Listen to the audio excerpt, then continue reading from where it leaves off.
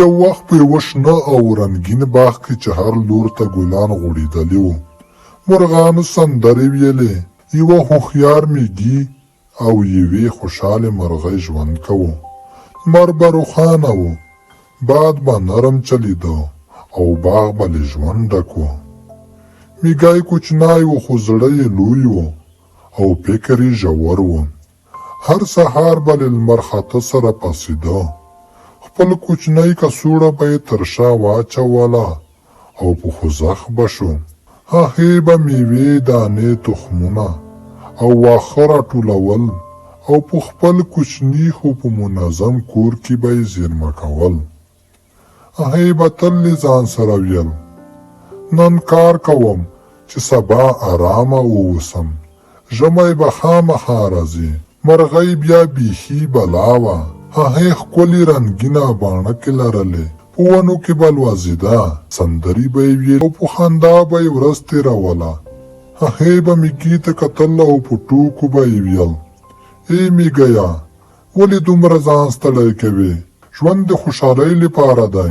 مېږی به مسکی شو او په آرام غږ به یې وویل، خوشحالي ښه ده، خو تیاری ترې هم مهم دی. ورځې، اونۍ او میاشتې تېرې شوې. د باغ رنګونه ورو ورو بدل شول. پاڼې ژېړې شوې، ګلان واولیدل او بالاخره واوره پیل شوه. ژمی راغی، یخ باد چلیده، ونې لوڅې شوې او خوراک پیدا کول ډېر سخت شول.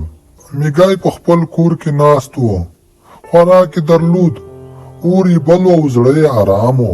خو مرغۍ وږې وه، ستړې وه، بڼکې یې یخې شوې وې، نورې سندرې نه شوې ویلی.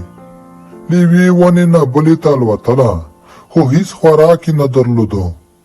په پای کې یې وویل، کاش ما هم د مېږي خبرې اورېدلې وای.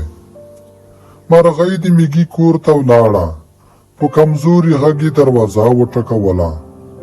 مېږیه وروره، مهرباني وکړه، زه ډېره وږې یم. مېږی حیرانه شو، خو زړه یې نرم شو. دروازه یې پرانیستله، مرغۍ ته یې خوراک ورکړه او ویې ویل، مرغۍ، دا ژوند دی، هر موسم خپل درس لري. دا خوراک واخله، خو دا درس هم د ځان سره یوسه. مرغۍ له اوښکو ډکې سترګې پورته کړې او ویې ویل، زه منندوی یم، زه غواړم بدله شم، غواړم کار کول زده کړم. د همغې ورځې وروسته دواړه ملګري شول. کله چې پسرلی راغی، باغ بیا شین شو او دا ځل مرغۍ سندرې هم ویلې او کار یې هم کوه. دا کیسه موږ ته ښایي چې هڅه او صبر انسان ته امن راوړي. د راتلونکي لپاره تیاری عقل دی. مهرباني او همکاري ژوند ښکلی کوي.